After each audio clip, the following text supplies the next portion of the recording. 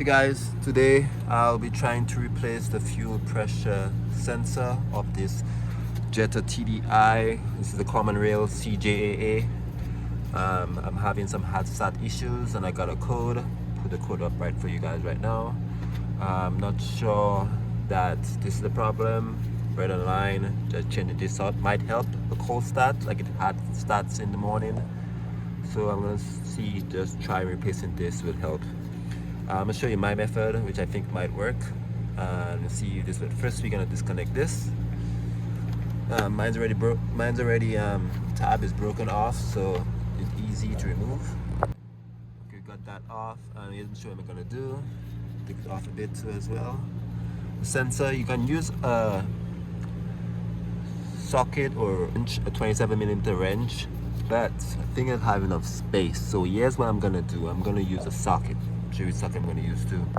Okay, so here's the part I'm replacing. I got this online.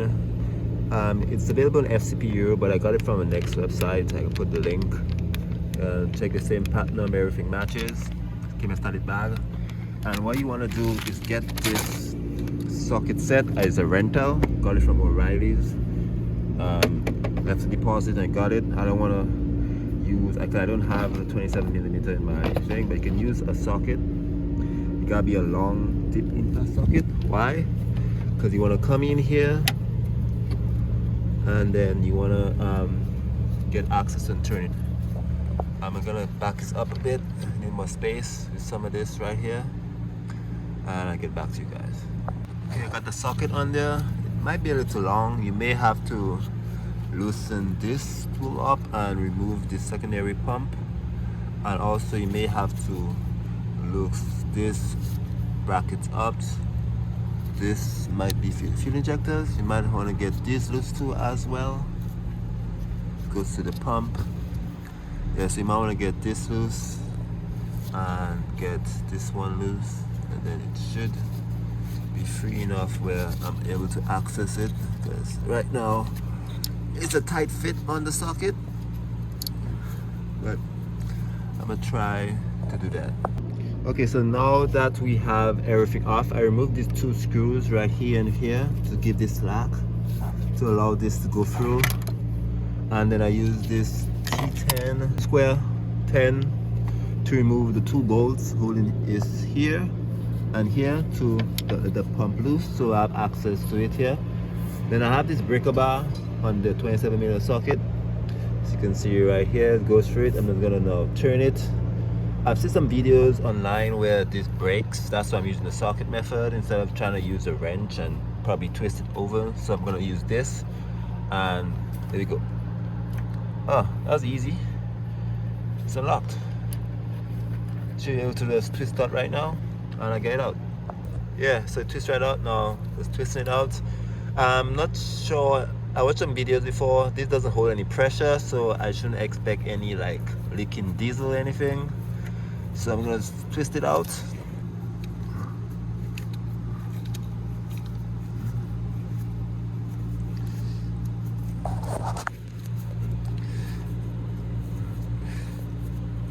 Okay, so couple twist out. Okay, some diesel did leak out, but that's all right. And here we have it. There's a sensor, and this is the thing. No diesel shoot out, so that's good. Now take this out and put in the new one, which I have right here. So you do need a 27mm. You probably get a thinner one, but this one's a rental, so I gotta pay extra for two I'm gonna use once. And then yeah, I'm gonna get the new part. This is the part number. Make sure everything lines up, and then we're good to go. There we have it. Here's the old one. Smells like diesel, and here is the new one with the clips and everything. Looks good. Part numbers match, and the threading match as well. We'll make sure everything lines up, same length, and hopefully this fixes my hot start long crank issue in the mornings. The first start in the mornings, the cold start basically. So yeah, so I'm gonna put this in right now. This will be able to turn by hand, and then when I'm come close to the end, it should be able to turn it, the socket couple get a little tight, because this does hold not under pressure, but this is a high pressure fuel pump. I don't want any leakage, so we'll go with that. Screwing it in, make sure it goes tight.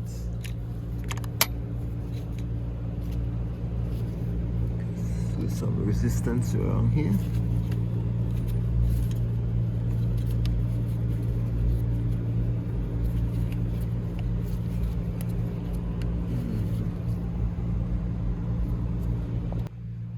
So here we have it. I'm pulling it back. I put an extension to get me more space, this ratchet, and then we're trying to tighten it up. You don't want to over tighten it or cross some threads, because that'll be bad. So what we're gonna do is loosen it up a bit. This is going in.